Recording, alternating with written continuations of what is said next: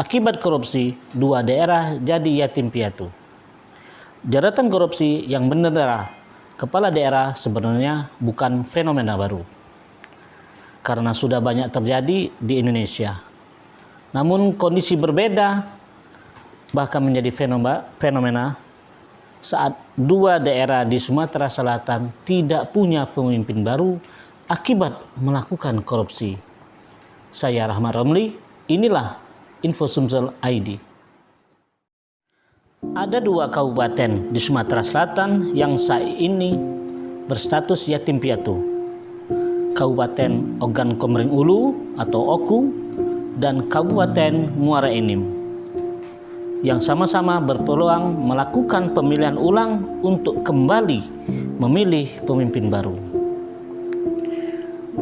Seperti diketahui dari hasil pilkada yang berlangsung pada Desember 2020 lalu, untuk Kabupaten Oku dimenangi kembali oleh pasangan Kuriana Aziz dan Johan Anwar. Pasangan ini memang menang telak karena melawan kotak kosong setelah semua partai di parlemen mendukungnya. Namun kemenangan ini ternyata tidak sesuai dengan rencana, di mana sehari setelah pencoblosan, Johan Anwar langsung berstatus tahanan Komisi Pemberantasan Korupsi atau KPK dan menjadi tersangka dalam kasus korupsi pengadaan tanah kuburan tahun 2013 lalu. Meski menjalani persidangan, Johan Anwar sempat dilantik secara resmi sebagai Wakil Bupati Oku terpilih oleh Gubernur Herman Deru pada tanggal 17 Februari lalu.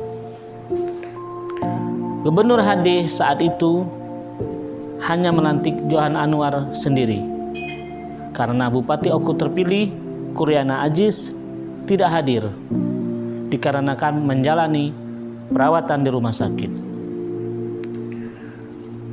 Di mana setelah 2 minggu setelah pelantikan tersebut, Kuriana Aziz wafat. Sementara dalam proses hukumnya, Johan Anwar dituntut dan divonis 8 tahun penjara. Melihat besarnya vonis hakim, maka peluang Johan Anwar untuk menikmati jabatannya sebagai Wakil Bupati Oku tertutup sudah.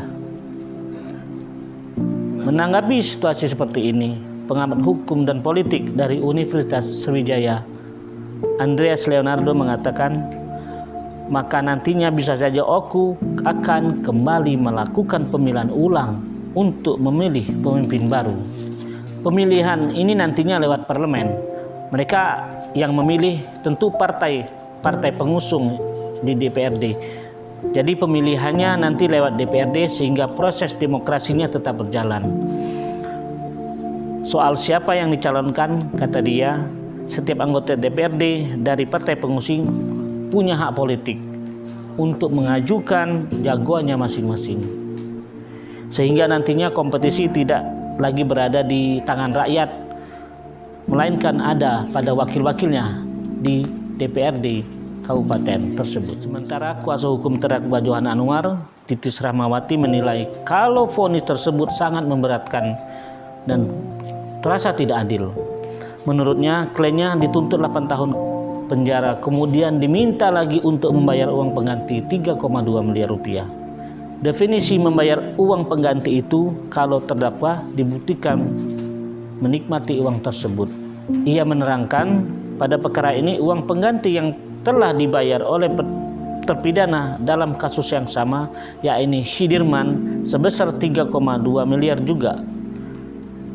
Maka merujuk dari tuntutan tersebut, uang sebesar 3,2 miliar telah dibayar oleh terpidana Khidirman dan dibebankan lagi kepada terdakwa Johan Anwar untuk membayar uang sebesar 3,2 miliar tersebut. Berarti pemerintah Kabupaten Oku dapat tanah dan juga dapat uang double atau ganda.